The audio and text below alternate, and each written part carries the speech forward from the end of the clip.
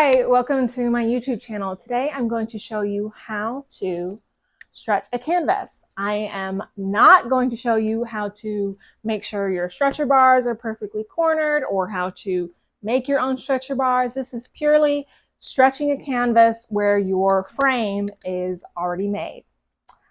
All right, let's get started. First, I want to show you the materials that you're going to need. Most important material is a staple remover. Now, if you are taking canvas off of something, maybe something that you pre-bought and you don't like anymore, this is going to be your most important tool. We're going to take that off. This is also good if you mess up. You can get these anywhere. I prefer these long handle ones as opposed to the little grippy ones for office staples. Let's see. You're going to need a staple gun. Now, this is a plug-in electric one that my parents gave me. It's by Craftsman. I really like it. There are handheld ones that don't require electricity. I find those very difficult to use. And now they also make cordless ones.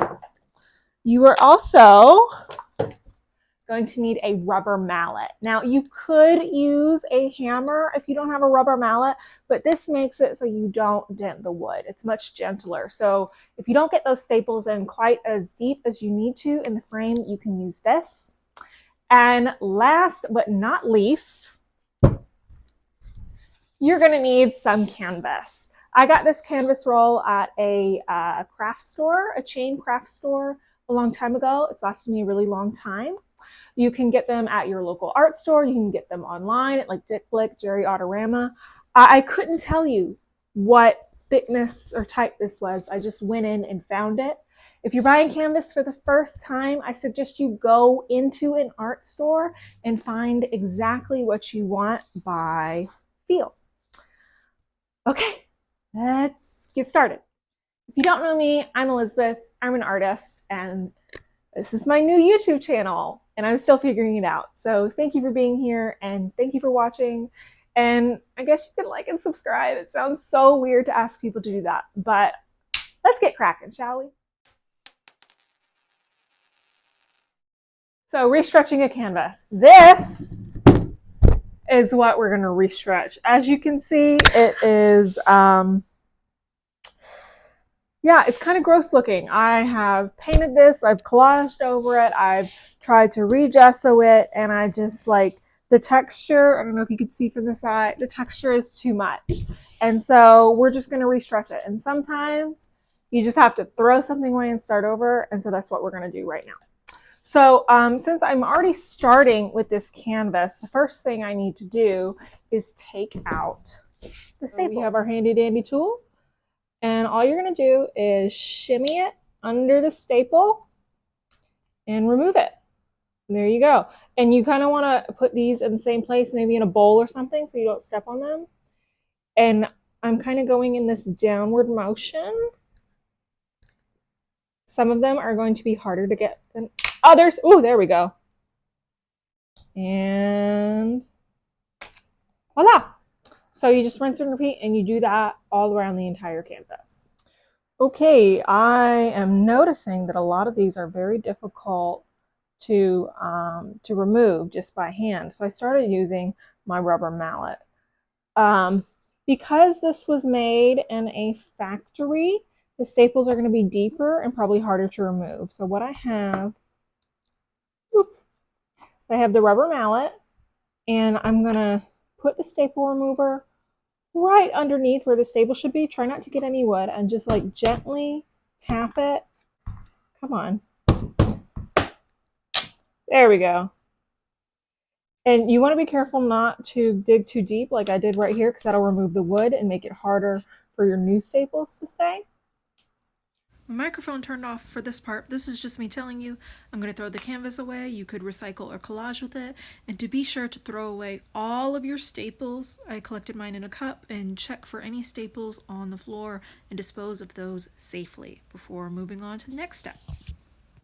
Okay, so we've removed the staples, which may be one of the hardest parts about this. Next thing we're going to do is measure our canvas to the frame. So you don't just want to measure your canvas to how big this is, like 36 by 36 or whatever, because then it won't be long enough. You have to be aware that it has to go around the frame and onto the back. If you have too much canvas, you can cut it off, but if you have too little, then you have a problem. What I did, I've already pre-cut out my piece. So what I did is on the edges, I gave myself 4 extra fingers. You could do 3. Different stretcher bars are different thicknesses. So for me, I did 4 just to be safe. And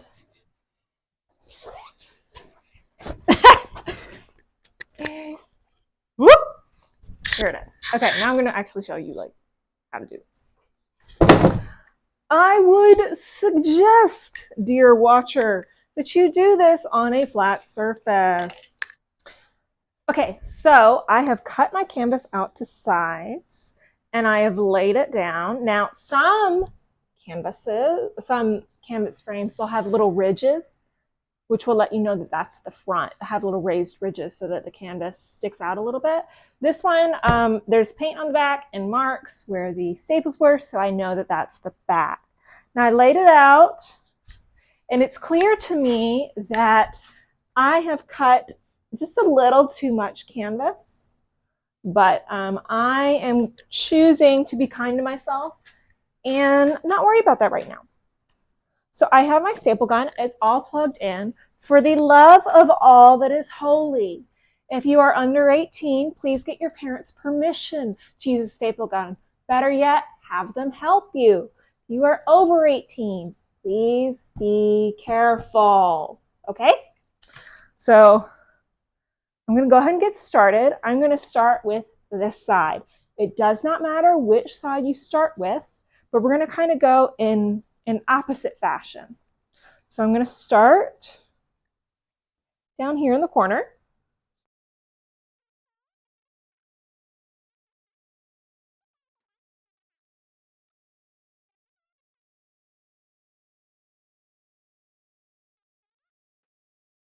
I'm going to do a few more. Now what I'm going to do is I'm going to go opposite to the side that I just stapled. And I'm going to pull, and this is where you start really playing with the tightness and making sure you get it tight, is when you start on the second side. Okay, so I'm going to pull that. Again, I'm going to start in a corner, not directly in the middle. I'm going to pull.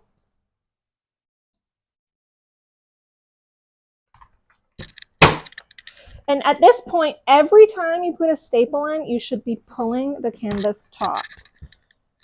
Taut means tight. Okay, I'm going to go to this other corner. I'm going to pull.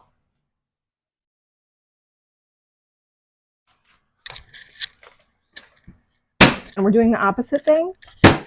So now I'm going to go to the other 2 sides that I have not yet worked on. Parallel. That was the word I was looking for.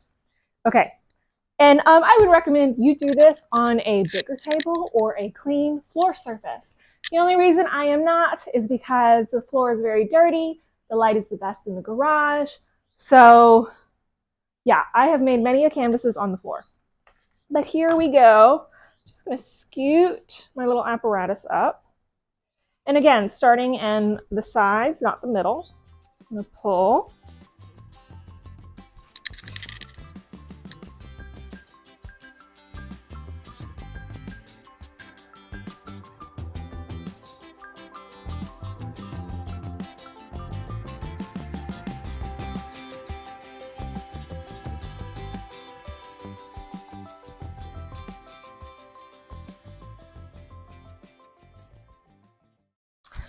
Like I said, don't start pulling in the middle. Start from one of the sides. Pull. You see that? I don't know if you can see that. Pulling it as tight as possible.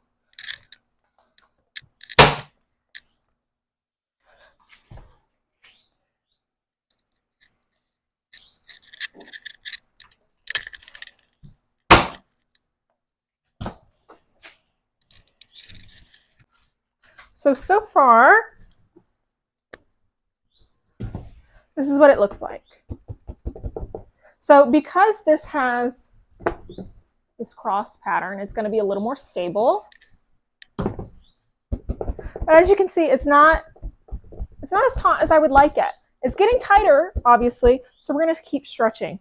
You see how this in the corner has this little dip in it? We're going to try to get rid of that real quick. So this is the corner that had the dip. So you take your staple gun, and again, pull taut, go over, and staple. Now you might be wondering about the corners. The corners are the last thing that you do. And corners, I find tricky. They're difficult. And a lot of times you have to redo them.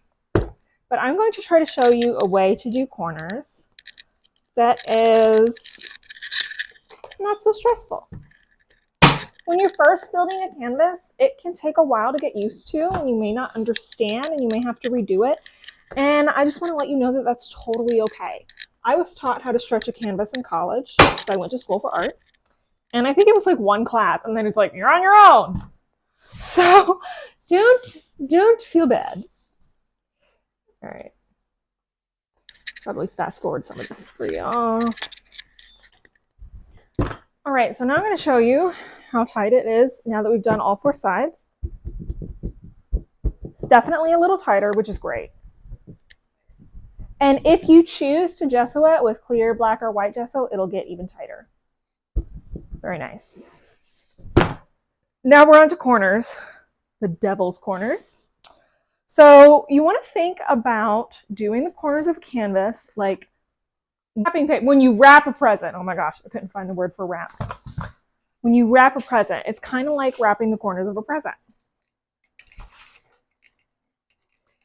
And for me, there's a lot of trial and error with my corners. I'm not gonna front you guys. And there's actually a lot of extra fabric on this corner. So what I'm gonna do before I even start is I'm gonna cut some of this extra corner fabric off, because it's just gonna make it so much harder for me. All right, we've got the corner fabric off. So you want to make sure that exact corner, you don't want it to look like this. You don't want it, you want it to be as flush as possible. Try again. Okay, I'm gonna try this way. Corner. And then, okay, so fold one corner down. Take it like a paper airplane. And fold this like so. And that is a pretty good, oops, are we out? Corner. Okay, let's look at this corner before we continue. See if I'm full of crap.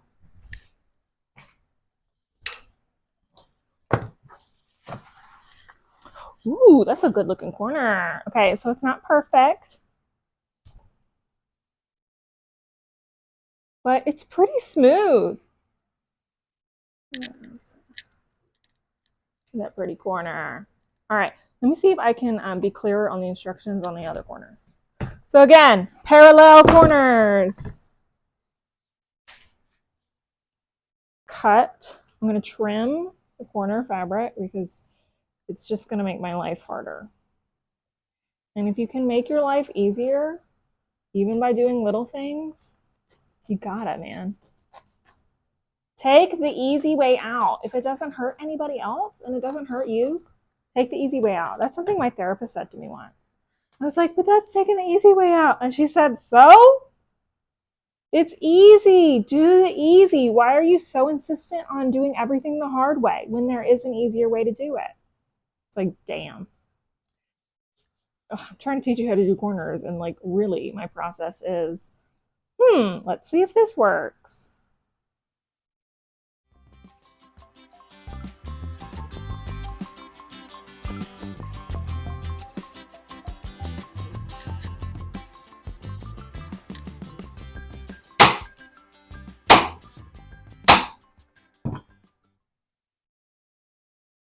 What's that from Shaq? That's a nice corner. I like that corner. Okay. I'm I don't know if I'm doing a very good job about teaching you how to do these damn corners. I wish I could tell you there's a foolproof scientific way to do corners.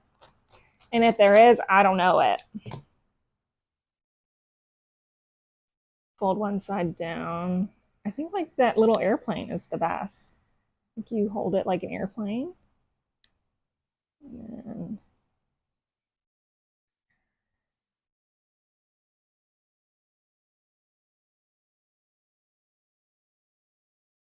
then, good enough. Good enough is totally acceptable. I had a professor once say that perfect was the enemy of good enough. It's like, damn, Dave. All right, that's not the best corner out of all of these, but it's still a good enough corner. No one is going to be inspecting the corners of your canvas, and nobody's going to notice them unless they're really bad. Okay, that's the truth. So you just want your corners to be good enough. They don't have to be world class. Most of us aren't going to be in the Met, and that's okay. And little airplane move. Huh?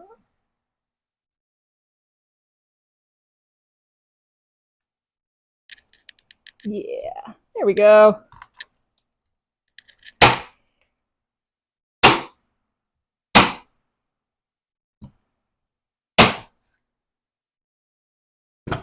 All right, we have built our canvas. I have to say, corners look pretty good.